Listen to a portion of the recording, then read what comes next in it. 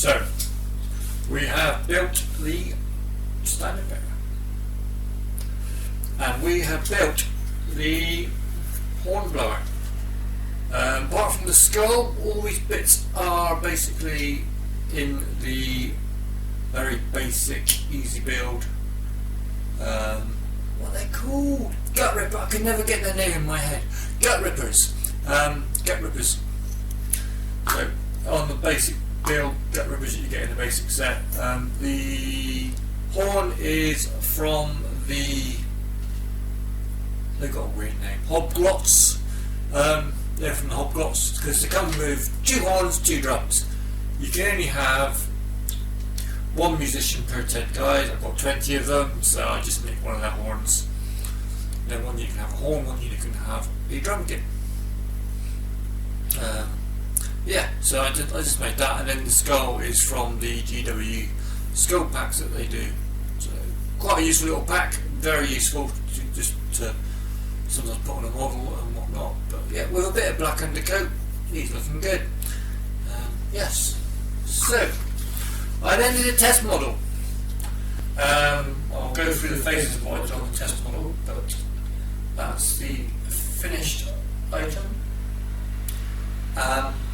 Yeah, so pretty good. I had to go over the shield again because the shield came out too dark. What I did is I put the red on before the agrax. So part of the painting tutorial, what I'm going to do is I'm going to put the red on after the agrax, and I'm actually going to put, rather than going straight from brown, I'm going to go over it with brave bone over the brown on the shield, just so it makes the shield pop a bit more.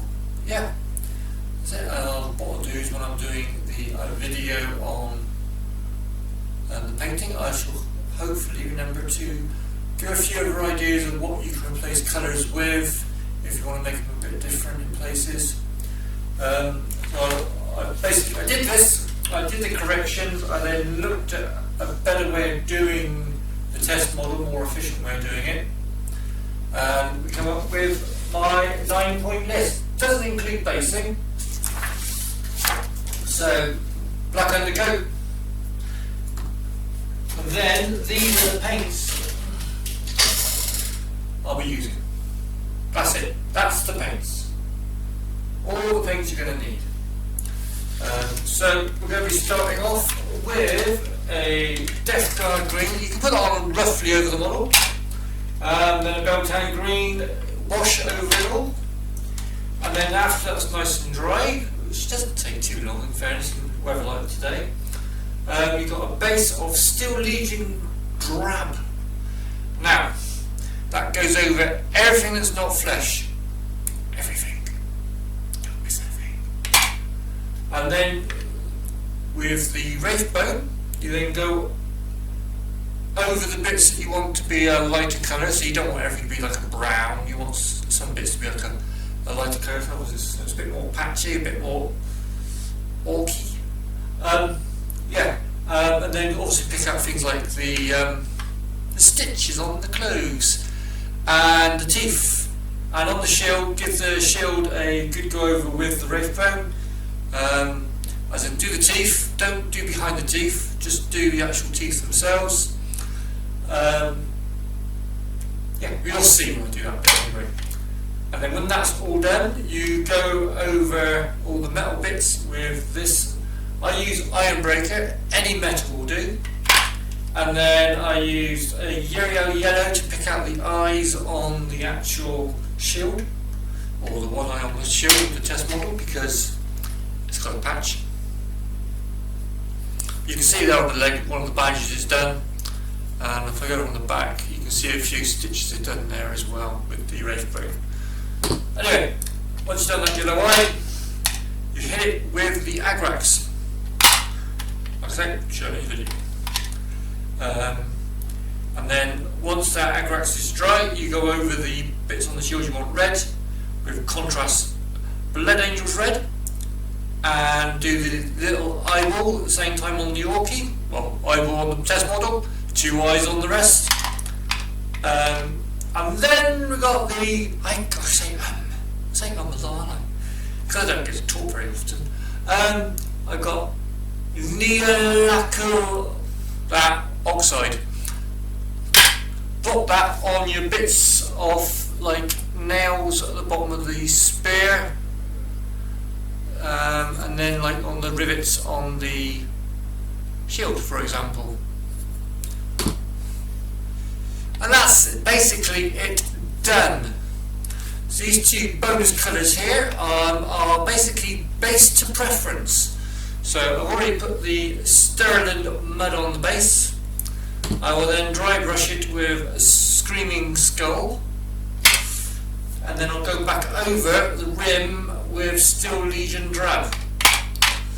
There you are. Now that was using a Games Workshop hobby holder. When I'm doing these, I'm going to be using shot glasses. Why? Well, I've only got 10 hobby 10. I keep getting, every Christmas I just go, just get me a model holder, hobby holder, for like 2 years I asked for, and that's what I got. But I only got 10, well, maybe 11. But fantastic, I love them. But people were suggesting sticking things to things like corks and whatnot, so I thought, oh, there I was in my local, what we call Teddy store here in Germany, and they got these shot glasses, plastic disposable shot glasses. They're a little bit flimsy, but they're £1.55, €1.55, showing my British side, €1.55 for 30 of them. I've got 22 to do, so yeah. Was it 21? I've done the test model. 21 to do, maybe, I'm not sure. I haven't really counted them. Yeah, I've got a lot to do. So my hobby holders that I've got, I'm going to do it. So I'm going to use these. I've used blue white tack underneath. I've found the best way to do it, which I don't think this is a very good example, is I'll take it off. Pop. I'm going to put this paint down. I've only got one hand now. And the idea was putting this on a stand, I'd have two hands. So my advice on these is they're a really good fit because they fit nicely in there, which was absolute brilliant. But it's not going to stay on there. So this bit here that pops out, I was going to cut them off and cut them down so it fitted them better. But what I'm going to do is just put this blue tack on that bit, and rather than see it as a disadvantage, use it to our advantage.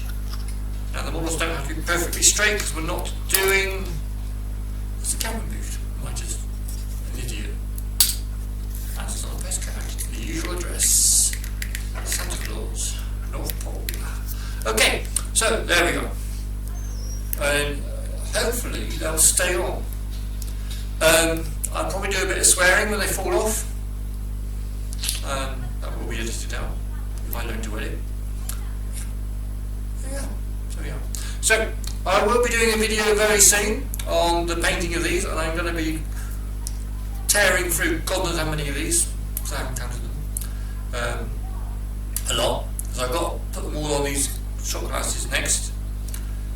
Yes, my painting area also needs to tidy up. I'm just going to show you my painting area. Let's move this orc over here. You can't see what's going on, but that's like ooh, cock shop. Right. There we go, that's my painting area. So, I've got this, which has kind of got paint on. I've got this, which has got paint on. I'm trying to get less paint on these things and get into practice of not getting paint on. So, you can get wonderful wallpaper samples from your local DIY store. You just rip them off. So, I've got this little tasty number, which I think is absolutely fantastic. My daughter loves it, but I'm going to have it for my painting. So there you go. So I can, hopefully, it will show up the models when I'm painting them. Then let's get the camera right. This is not the proper camera position, but yeah, there we go. So, bring the camera back up to my ugly mug. Back in my lap. Yeah, so, if you can, subscribe. If you want to, you can like. But yeah, I'll bring out a video soon with the painting of the orcs. And you probably heard me describing earlier about the building of the dude with the banner and all that. That's going to be in a video as well. I need to do separately when I'm a bit more sane and I've worked out the editing program, put photos in there, cut the photos as I went along. But yeah, it's quite a lot of fun. I wasn't actually meant to do this project. I was meant to be painting the Stormcast. I don't know what happened. Oh, the joys of my brain. Okay, ciao for now. Thanks very much and see you soon. Oh no, it's like my mum trying to end a phone call. Where's the button to stop the recording?